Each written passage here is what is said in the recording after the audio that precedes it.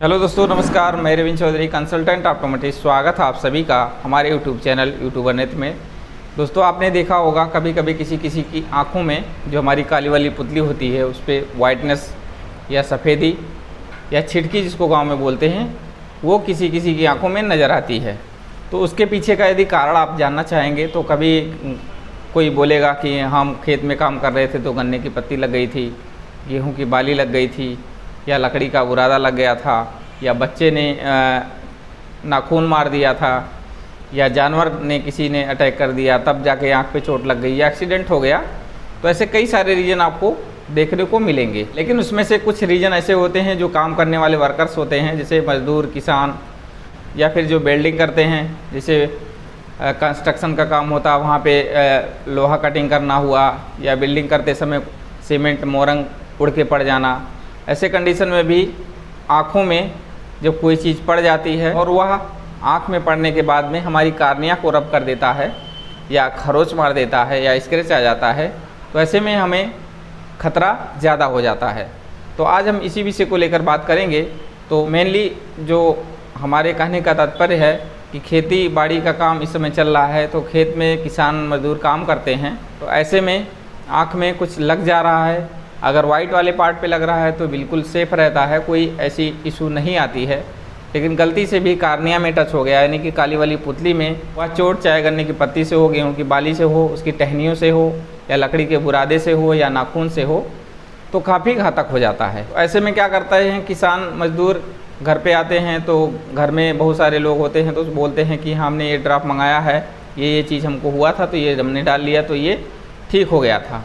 तो ऐसे में वह भी व्यक्ति उस ड्रॉप को डाल लेते हैं, जबकि 95% केसेस में ऐसे ड्रॉप स्टेरॉइड ग्रुप के होते हैं। तो फसलों की पत्तियों, टहनियों या तिनकों से जो चोट लग जाती है उसके कारण हमारी कार्निया में घाव बन जाता है। तो ऐसे में हमारी कार्निया पुतली में फंगस का खतरा बढ़ जाता है, यानी कि उसमें फंगस इन्फेक्शन हो जाता है। इस घाव में स्टेरॉइड ग्रुप की दवाएं जहर की तरह काम करती हैं, यानी कि अपोजिट रिएक्शन करती हैं। यदि आपको घाव छोटा सा हुआ है तो स्टेरॉइड ग्रुप की दवा डालने से उसमें घाव बढ़ जाता है, तेज़ी से फैल जाता है। तो ऐसे में आँख पूरी तरह सफ़ेद होने का खतरा होता है, जिससे रोशनी जाने का भी चांस बना रहता है। इस प्रकार के मरीज़ आँख वाले डॉक्टर के पास में लगभग एक दिन में 4 से 5 आते हैं।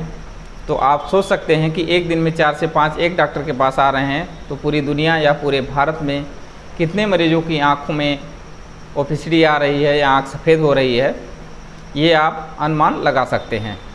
तो इस पोस्ट के माध्यम से मैं आपको बताना चाहता हूँ कि ऐसी घटना यदि आपके साथ होती है, किसी भी चीज़ की टहनी, पत्ती या लकड़ी का बुरादा या लोहे का बुरादा लग रहा है, तो सबसे पहले क्या करें, अपने हाथों को धुल लें, अच्छे से वॉश कर लें, और फिर अपनी आँखों को भी अच्छे से साफ़ पानी से धुल लेना चाहिए, साफ़ कर लेना चाहिए, और तुरंत अपने आँख के डॉक्टर से संपर्क करना चाहिए। यदि आँख के डॉक्टर नहीं मिलते हैं तो आप केमिस्ट शॉप पे जा कर के खुद ही बोल सकते हैं कि मुझे ये समस्या हुई है।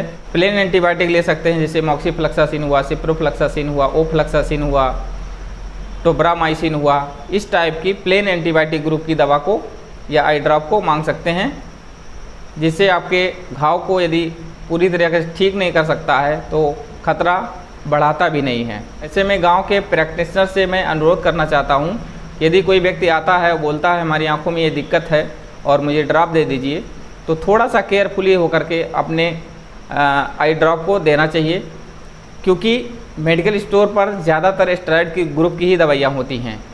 तो यदि पेशेंट कुछ बता नहीं रहा है तो केमिस्ट को भी ये जिम्मेदारी रखनी चाहिए कि उससे पूछ लें कि क्या आपको दिक्कत हुई थी, क्या लगा था, क्या नहीं लगा था। यदि ऐसा कुछ लगा है, जैसा कि हमने पहले वीडियो में बताया, तो आप प्लेन एंटीबायोटिक को दीजिए, जिससे उसकी आँख की रोशनी बच जाए, उसकी आँख सफ़ेद ना हो। तो ये एक रिक्वेस्ट है। और दूसरा चीज़, यदि वीडियो आप देख रहे हैं, आप इसको अधिक से अधिक शेयर करिए, और यदि आँख में कुछ पड़ रहा है तो अच्छे से साफ़ पानी से धुलना चाहिए। दूसरा, आँख को रगड़ना नहीं चाहिए। तीसरी बात यह है कि यदि किसी आई ड्रॉप में सिप्लॉक्स डी, मोसी डी, डेक्सिन, पायरीमान, बेटनीसॉल, मॉक्सीसिप डी या कोई भी स्टेरॉइड ग्रुप की दवा उसमें कॉम्बिनेशन में पड़ी है, तो उसको आप यूज़ करने से बचना चाहिए। कोई प्लेन एंटीबायोटिक ले लीजिए या लुब्रिकेंट ले लीजिए, तो आपकी आँख सेफ़ रह सकती है। तब तक आप अपने आँख के डॉक्टर के पास में पहुंच सकते हैं। जैसे कोई गांव एरिया से है, दूर हॉस्पिटल हैं, 10-20 किलोमीटर 50 किलोमीटर दूर हैं, तो उसको यूज़ करके आप दूसरे दिन डॉक्टर को दिखा सकते हैं। ऐसे में लापरवाही भी बहुत ही घातक हो सकती है, क्योंकि फंगस बहुत तेज़ी से फैलता है। तो उम्मीद है आपको वीडियो में समझ में आ गया होगा कि मैं क्या कहना चाहता हूँ। यदि वीडियो आपको पसंद आया हो तो वीडियो को लाइक करिए, अधिक से अधिक लोगों तक शेयर करिए, ताकि अधिक से अधिक लोगों की आंखों की रोशनी बच सके। इसी के साथ वीडियो को समाप्त करते हैं। धन्यवाद, नमस्कार, जय हिंद।